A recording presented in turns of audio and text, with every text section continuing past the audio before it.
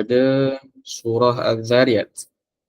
Surah Az-Zariyat ayat yang ke-24, ayat yang ke-25 dan ayat yang ke-26 dan ayat yang ke-27 sampai 28 insya-Allah. Okey. Daripada 24 sampai 28 insya-Allah. Tuan-tuan perempuan yang dikasihi oleh Allah Subhanahu Wa Taala sekalian, surah ini ataupun potongan ayat ini menceritakan berkenaan dengan Nabi Ibrahim alaihissalam. Nabi Ibrahim didatangi oleh dua orang malaikat. Daripada ayat 24 ini, hal ataka hadithu dhaifi Ibrahim al-mukramin. Sudahkah sampai kepada kamu wahai Muhammad berita ataupun cerita berkenaan dengan tetamu Nabi Ibrahim yang dimuliakan. Siapa tetamu Nabi Ibrahim yang dimuliakan itu? Ialah dua orang malaikat. إذ دخلوا عليه فقالوا سلاما قال سلام قوم منكرون. Ketika mereka masuk mendapatkannya lalu memberi salam dengan berkata salam sejahtera kepadamu, maka Nabi Ibrahim pun menjawab salam sejahtera juga kepada kamu, sambil berkata di dalam hati mereka ini ialah orang-orang yang tidak dikenali. Dua orang malaikat tadi adalah yang tidak dikenali dan bukan daripada penduduk sekitar. Kemudian apa sambungan dia? Sambungan pada ayat yang ke-26. Faragha ila ahlihi faja'a bi'ijlin samin. Kemudian Nabi Ibrahim masuk mendapatkan orang rumahnya serta dibawa keluar seekor anak lembu gemuk yang dipanggang. Oh, sedap. Faja'a bi'ijlin samin. Maksudnya Nabi Ibrahim didatangi tetamu, dua orang malaikat yang tidak dikenali. Nabi Ibrahim masa itu tak kenal lagi, ini adalah malaikat. Tetapi apa yang Nabi Ibrahim lakukan ialah demi memuliakan tetamu itu, Nabi Ibrahim angkat ataupun hidangkan makanan berupa seekor anak lembu gemuk yang dipanggang. Okey. Sambung sikit lagi. Kemudian ayat ke-27. Faqarrabahu ilaihim qala ala ta'kulun. Selepas dihidangkan, Nabi Ibrahim kata, silalah makan. Ayat yang ke-28 pula, fa'aujasa minhum khifah qalu la takhaf wa basyaruhu bighulamin alim. Setelah dilihatnya mereka tidak menjamah makanan itu, maka ia merasa takut. Takutlah kenapa dah dihidangkan tak makan, dahlah orang yang tidak dikenali. Kemudian apabila melihat Nabi Ibrahim itu takut, mereka berkata kepada Nabi Ibrahim bahawa janganlah engkau takut wahai Ibrahim. Lalu mereka memberikan berita gembira kepada Nabi Ibrahim bahawasanya Nabi Ibrahim akan dikurniakan seorang anak. Kan? Okey, kita potong sampai situ dulu. Sampai situ saja. Panjang lagi kisah dia. Isteri Nabi Ibrahim tak percaya sebab dia dah tua. Tapi tak apa, bukan itu yang kita nak bincang berkenaan anak. Okey, kita nak bincang berkenaan dengan bagaimana memuliakan tetamu itu dengan mengangkat makanan. Itu apa yang ditunjukkan oleh ayat ini dan melalui kisah Nabi Ibrahim. Tentang perempuan yang dikasihi oleh Allah SWT sekalian, kita boleh beramal juga dengan ayat ini kerana kita juga biasa menerima tetamu. Cuma timbul persoalan di situ, perlu atau tidak kita bertanyakan kepada tetamu kita apa yang dia nak makan, apa yang dia tak boleh makan. Jadi kalau mengikut di sini, faragha ila ahlihi. Nabi Ibrahim pergi kepada orang rumah dia secara senyap-senyap. Itu maksud. Itu ada apa? Itu maksud yang tersirat. Nabi Ibrahim jumpa dengan, bagi tahu orang rumah dia nak hidangkan makanan kepada tetamu ni senyap-senyap. Jadi bila dah dihidangkan, barulah terpulang kepada tetamu tu nak makan ke ataupun tak nak makan. Dalam kisah ini, dua malaikat tadi tak makan. Bermaksud tuan rumah bila dia nak hidangkan makanan, dia tak perlu tanya, dihidang sahaja makanan apa pun. Sebab kalau dia tanya, mungkin orang tetamu tu akan tak nak susahkan dia, kan? Akan menolak lah, tak nak susahkan dia. Jadi tak perlu tanya, hidangkan sahaja. Tetapi andai kata tetamu itu dah kenyang ataupun tak boleh makan makanan itu, maka tidaklah dia menjamah makanan itu dan ia tidaklah menjadi suatu perkara yang dilarang. Dan sehingga hatta Rasulullah SAW sendiri pun pernah juga dijamu, tapi baginda tak menyentuh makanan tersebut. Iaitu baginda dijamu dengan seekor dog, seekor biawak padang pasir. Rasulullah tak makan. Walaupun ianya halal untuk dimakan, Rasulullah tak makan dan Rasulullah tidak menghalang sahabat-sahabat baginda untuk makan dog tersebut. Jadi bermaksudnya di situ, ketika kita menerima makanan yang dihidangkan, kita boleh untuk tidak makan. Tidak wajib untuk kita makan.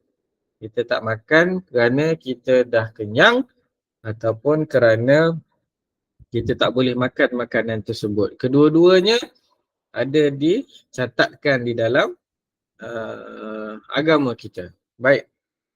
Ada tambahan lagi. Tuan-tuan perempuan, bila kita cakap berkenaan makanan, makan ialah suatu perkara yang disunnahkan. Jadi kalau ada orang kata saya tak nak makan, saya nak puasa, tak nak berbuka, sebenarnya itu ayat yang telah diungkapkan oleh seorang sahabat Nabi. Sahabat Nabi itu datang jumpa dengan Rasulullah. Dia bagi tahu yang dia nak berpuasa sepanjang umur dia tak nak berbuka. Jadi Rasulullah melarang perbuatan tersebut. Rasulullah suruh makan. Kerana Rasulullah menjaga tabiat manusia perlu makan. Cuma bagaimanakah sunnah-sunnah Rasulullah dalam makan? Ataupun bagaimanakah sifat makan Rasulullah? Ini menarik untuk kita kongsikan sama-sama. Kalau dulu ada rancangan Laukan Abai Nana, seronok sangat. Bila tonton rancangan Laukan Abai Nana, kerana penuh dengan perkongsian berkenaan dengan Rasulullah. Cara tidur, cara buang air. Dan salah satunya ini ialah cara baginda mengambil makanan dan minuman. Pertama, baginda tak suka makan makanan yang memudaratkan. Macam mana makanan yang memudaratkan? Contohnya makanan yang panas. Rasulullah suruh tunggu sejuk. Jangan makan makanan yang panas, jangan minum air yang tengah mendidih. Rasulullah suruh tunggu sehingga sejuk. Hatta tiup pun tidak dibenarkan. Maksudnya tunggu sehingga sejuk, barulah makan. Tiup itu tak adalah sampai haram. Tetapi tiup makanan itu merupakan perkara yang tidak digalakkan ataupun tidak dianjurkan oleh sunnah Rasulullah SAW.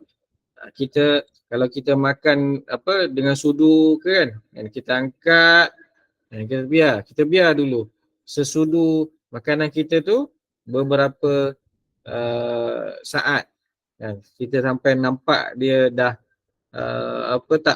tak terlalu panas. Maksud kita makan tu nanti tak akan melecur, tak akan mudaratkan mulut kita, tak akan mudaratkan juga anggota perut kita, kan.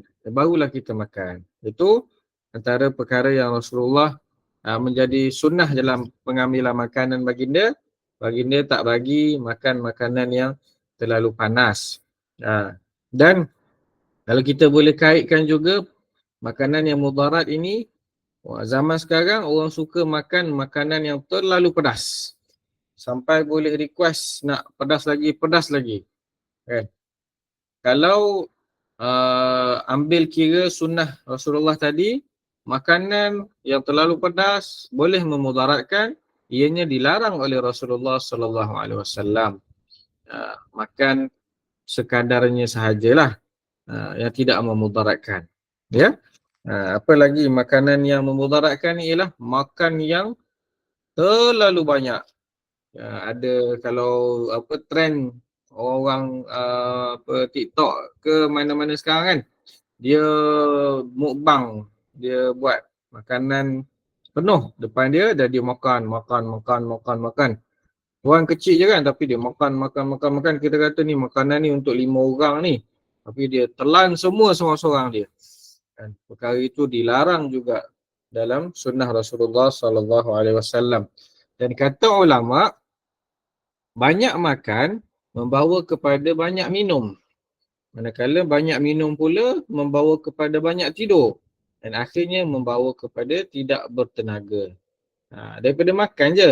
Makan yang terlalu banyak akan membuatkan kita haus, kita dahaga. Perut dah penuh. Tapi nak minum. Macam mana? Kan? Sampai tak muat perut lah. Sampai tak puas lah. Kan? Nak minum, dahaga. Tapi perut dah penuh. Jadi tak selesa lah. Dahaga kan. Nak tunggu perut lega. Perut ni tuan-tuan perempuan bila dia meragam, dia habis rosak juga satu tubuh badan, satu anggota kita. Tak ada mood lah nanti bila sakit perut. Sama macam sakit gigi. Semua kerja nak buat tak jadi. Jadi menjaga apa yang masuk dalam perut itu adalah satu perkara yang menjadi tuntutan dan juga sunnah yang utama juga di sisi Nabi SAW. Makanan yang ala kadar, makanan yang tidak mudarat. Dan seterusnya kita boleh ambil lagi ialah makanan yang makanan juga, ada juga makanan ataupun minuman yang boleh membawa kepada kejahatan. Apa dia? Iaitu arak. Kan?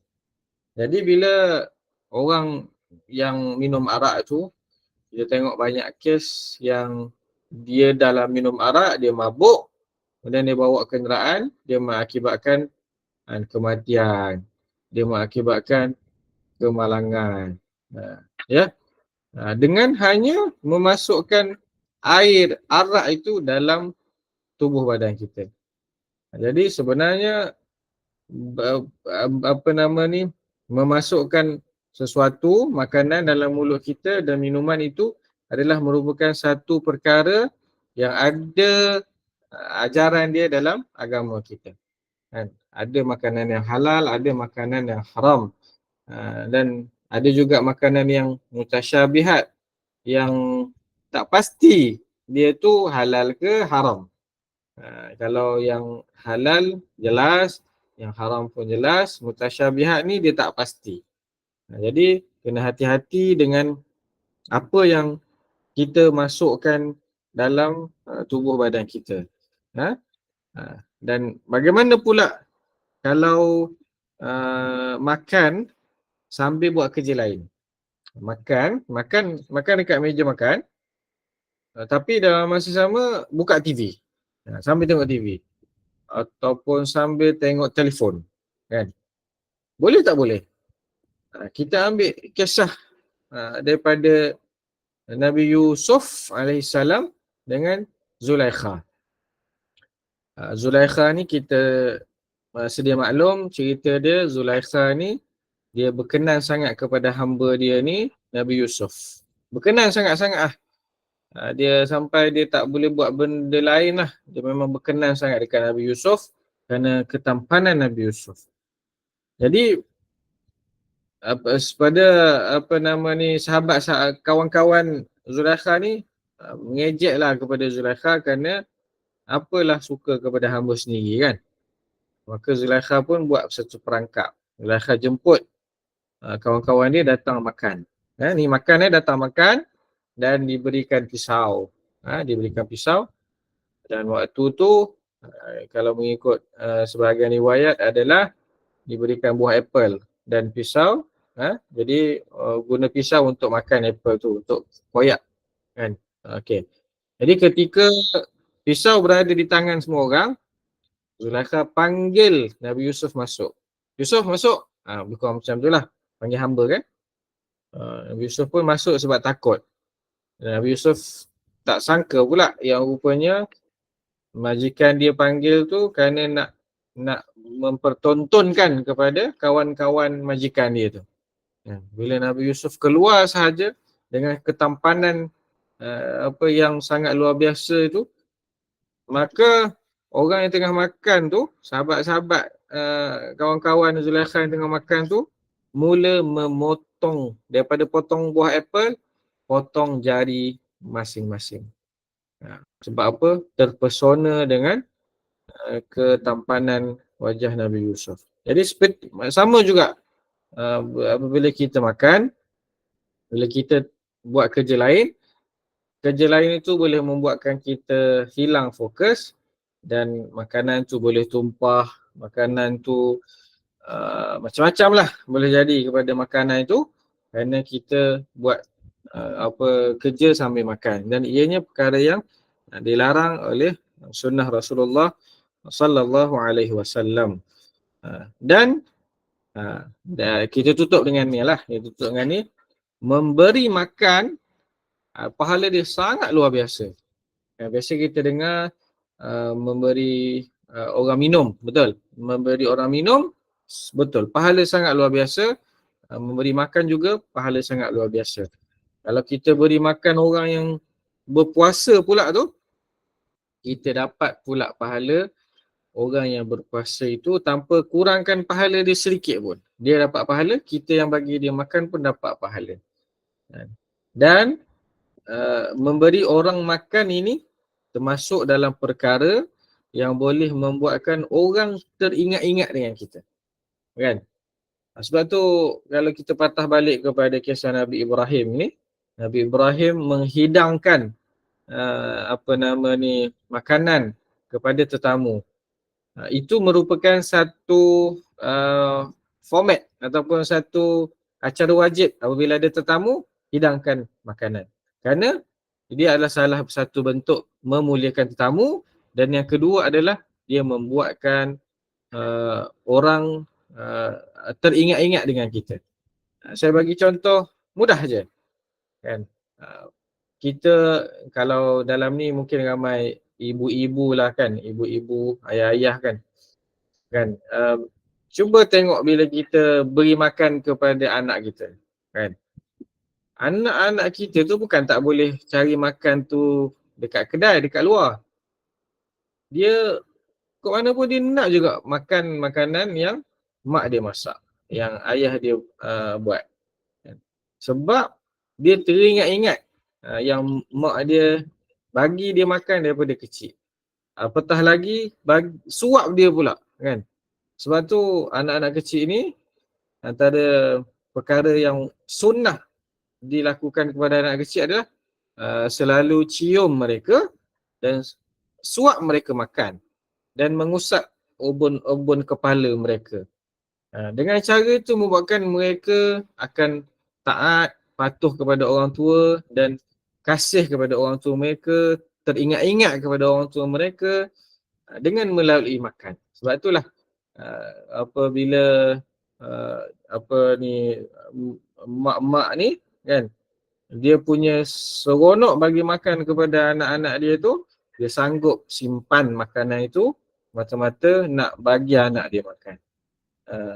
Saya dulu belajar jauh, sama jugalah kan. Ada makanan kegemaran saya tu kan, bila mak saya datang umrah, mak bawakan makanan kesukaan saya tu. Jadi kita kata tajuk malam ni tajuk yang santai, tajuk yang ringkas, tapi akhirnya banyak yang kita dapat pengajaran ataupun banyak sunnah yang kita dapat dalam makan itu sendiri. Jadi cukuplah setakat itu. Semoga kita berjumpa lagi di siri yang berikutnya, insya-Allah. Jadi saya pulangkan majlis kepada moderator yang bertugas.